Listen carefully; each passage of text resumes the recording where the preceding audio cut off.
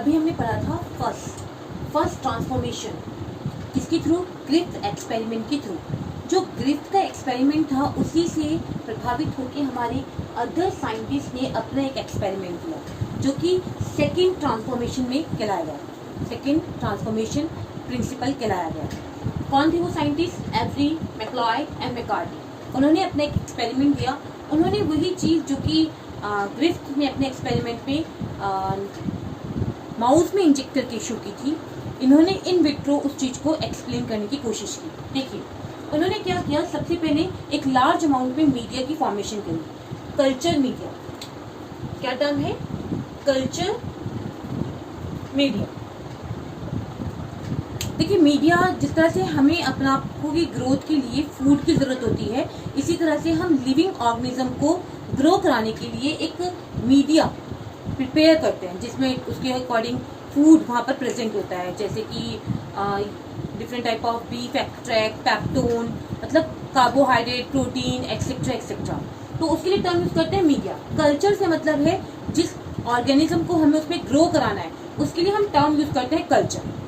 ठीक है, तो हमारी जो साइंटिस्ट थे उन्होंने क्या किया, सबसे पहले एक लार्ज अमाउंट में कल्चर बनाया और उसमें उन्होंने जो स्ट्रेन है 3rd S, स्मूथ शाइनी, ठीक है, उस स्ट्रेन को उसमें उन्होंने ग्रो कराया। ये देखिए ग्रो कराने के बाद उन्होंने क्या किया, सेंट्रीफ्यूज। सेंट्रीफ्यूज आप सबको पता है, एक सेंट्रीफ्यूज ग्रेडियंट होता है। इस तरह से एक मशीन चारों तरफ से घुमाती है जिसकी वजह से डेंसिटी ग्रेडियंट की वजह से जितने भी मॉलिक्यूल्स होते हैं, हैवी मॉलिक्यूल्स, वो बॉटम में आके इकट्ठे हो जाते हैं। ठीक उसी तरह से जब उन्होंने उन चीज़ों को सेंट्रीफ्यूगेशन मशीन में रखा और देन सेंट्रीफ्यूज कराया, आफ्टर सेंट्रीफ्यूज बॉटम में किसकी सेल्स आ जाएंगी, S3 की सेल्स सारी क्या हो जाएंगी, कलेक्ट हो जाएंगी। आफ्टर दैट उन्होंने, क्योंकि क्या क्या था, उन्होंने उनका लास्ट वाला एक्सपेरिमेंट था क्रिटिकल एक्सपेरिमेंट, उन्होंने S3 को हीट कर दिया था, हीट किल से क्या हो गया था, वो जो बाहर की सरफेस थी, कैप्सूल सरफेस, वो रिमूव हो गई थी। तो वही चीज़ इन्होंने भी यहाँ पे की। इन्होंने सबसे पहले कल्चर कराया, ग्रो कराया न्यूमोकोकस या डिप्लोकोकस नमोनिया को, देन उसको सेंट्रीफ्यूज करके बॉटम में कलेक्ट किया, देन उसको हीट किल किया जिसकी वजह से उसकी जो कैप्सूल की लेयर है वो रिमूव हो गई। ये देखिए, ठीक है। आफ्टर रिमूवेशन उन्होंने क्या किया, होमोजेनाइज सेल। होमोजेनाइज का मतलब होता है कि जो हमारा सॉल्यूशन है उसमें हर पर्टिकुलर पार्ट पर वो चीज़ इक्वल अमाउंट में क्या हो, प्रेजेंट हो, उसके लिए टर्म यूज करते हैं हम होमोजेनाइज सेल।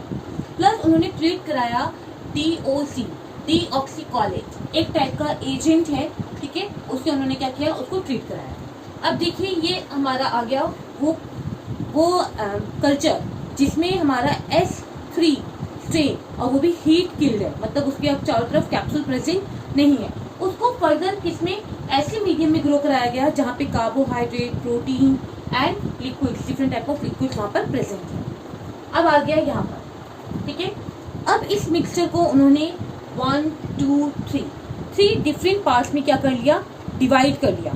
ये जो बना है हमारा होमोजेनियस मिक्सचर, इस मिक्सचर को उन्होंने 3 पार्ट्स में डिवाइड कर लिया। फर्दर उन्होंने क्या किया, जो हमारी सेकेंड सेल थी जो कि रफ डिप्लोकोकस नमोनिया वाली सेल थी, उसको ग्रो कराया और उसको भी 1 2 3 4 पार्ट्स में डिवाइड कर लिया। ठीक है, 4 पार्ट्स में आपका कौन, S3 वाला कल्चर डिवाइड कर लिया और 4 पार्ट में ही सेकेंड R वाला कल्चर डिवाइड कर लिया। ग्रो कराने के बाद पहली वाली ट्यूब में कार्बोहाइड्रेट भी है, प्रोटीन भी है, RNA भी है, DNA भी है। सबको पता है एक जो सेल होती है उसके अंदर ये सब चीज़ें प्रेजेंट होती है, RNA, DNA एंड प्रोटीन। तो इस वाली ट्यूब में सारी चीज़ें प्रेजेंट थी, ठीक है। उसको उन्होंने इसके साथ क्या कर दिया, मिक्स कर दिया और आपस में क्रॉस कराया। दूसरी तरफ इस वाली ट्यूब को उन्होंने किससे, प्रोटीज एंजाइम से ट्रीट कराया। प्रोटीज एंजाइम क्या है, जो प्रोटीन को डीनेचर कर दे, रिमूव कर दे। देखिए प्रोटीन को रिमूव करने के लिए प्रोटीज एंजाइम, RNA को रिमूव करने के लिए RNase एंजाइम और DNA को रिमूव करने के लिए DNase एंजाइम। तो उन्होंने जो S3 वाला सॉल्यूशन सेकंड वाला था उसको प्रोटीनेज एंजाइम से ट्रीट कराया और प्रोटीन को वहाँ से रिमूव कर दिया। अब वहाँ पे क्या बचा, RNA एंड DNA। उसको उन्होंने सेकंड R में साथ मिक्स करा के उसको क्रॉस कराया। थर्ड को उन्होंने आरएनए, जो कि आरएनए को डीनेचर कर देगा, रिमूव कर देगा, उसके ट्रीट कराने के बाद उसको भी सेकेंड आर के साथ क्या कराया, क्रॉस कराया। एंड लास्ट वन को डीएनए एंजाइम से था ट्रीट कराया, जिसकी वजह से डीएनए क्या हो जाएगा, रिमूव हो जाएगा। और डीएनए रिमूव होने के बाद यहाँ पर अब सेल को किसके साथ ट्रीट कराया, सेकेंड रफ डिप्लोकोकस निमोनिया के साथ ट्रीट कराया। ग्रो करेंगी सेल्स, ठीक है। आफ्टर ग्रो उन्होंने इस कल्चर को देखा, तो देखा कि वहाँ पे आर सेकेंड ग्रो कर रही है और थर्ड एस दोनों एक्टिवली वहाँ पर प्रेजेंट है। रीजन बिहाइंड, वहाँ पर हमारे पास प्रोटीन भी था, आरएनए भी था और डीएनए भी था। एक्चुअल में हम चेक कर रहे थे कि इन तीनों में से किसकी वजह से जो थर्ड एस है अपनी चारों तरफ जो हमने उसकी रिमूव कर दी थी कैप्सुलेटेड लेयर, वो किसकी वजह से वहाँ पर बन रही है, उस चीज़ को चेक करने के लिए हमने अलग अलग बार उसको अलग अलग चीज़ों से ट्रीट कराया। पहले प्रोटीनेज एंजाइम से, फिर आरएनएज एंजाइम से और लास्ट में डीएनए से। तो क्योंकि यहाँ पर सारी चीज़ें प्रेजेंट थी तो उन्होंने देखा कि एस थर्ड के ऊपर वापस क्या आ गई, कैप्सूल की वो लेयर क्या हो गई, फॉर्म हो गई, रिकवर हो गई। यहाँ पर हमने क्या किया था, प्रोटीनेज एंजाइम से ट्रीट कराया था, जिसकी वजह से वहाँ प्रोटीन प्रेजेंट नहीं था।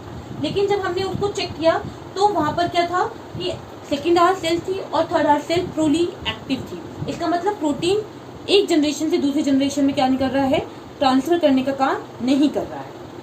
अब आरएनए, नेक्स्ट उन्होंने आरएनए के साथ ट्रीट कराया था, जिसकी वजह से उन्होंने आरएनए को क्या कर दिया था, रिमूव कर दिया था।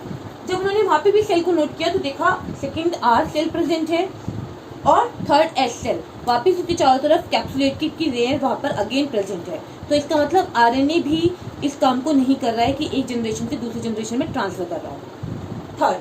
जब थर्ड को उन्होंने चेक किया तो उन्होंने देखा वहाँ पर सिर्फ सेकेंड आर सेल ही ग्रो करी, थर्ड एस सेल ग्रो नहीं करी।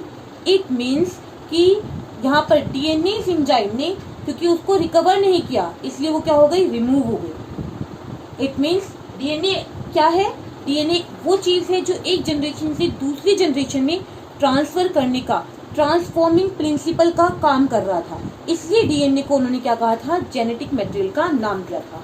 तो ये एक्सपेरिमेंट उन्होंने किसके थ्रू, किससे प्रभावित होकर किया था, ग्रिफ्थ के एक्सपेरिमेंट से प्रभावित होकर आपके एवरी, मैक्लॉयड एंड मैकार्टी ने इसी एक्सपेरिमेंट को इन विट्रो लैब में करके देखा और उन्होंने अपने रिजल्ट में चेक किया कि जब हमने प्रोटीन रिमूव करा तो सेल चारों तरफ से ग्रो हो गई कैप्सुलेट की, जब हमने आरएनए को रिमूव किया तब भी वहाँ पर कैप्सुलेटेड लेयर प्रेजेंट होगी, लेकिन जब हमने डीएनए को रिमूव करा एज थर्ड सेल ग्रो ही नहीं हुई। तो it means as third cell या जो वो कैप्सुलेटेड की लेयर फॉर्म कर रही थी वो कौन करने में हेल्प कर रही थी, डीएनए एंजाइम हेल्प कर रही थी। इसलिए उसको ट्रांसफॉर्मिंग प्रिंसिपल में डीएनए को क्या कहा गया, जेनेटिक मटेरियल का नाम दिया गया। इस तरह से इन तीनों ने मिलकर इस एक्सपेरिमेंट के थ्रू उस चीज़ को ईजिली एक्सप्लेन किया जो कि ग्रिफ्थ एक्सप्लेन नहीं कर पाए थे, लेकिन ग्रिफ्थ के थ्रू उन्हें बहुत सारे आइडिया मिले और उन्होंने उस चीज़ को एक्सप्लेन किया। Thank you.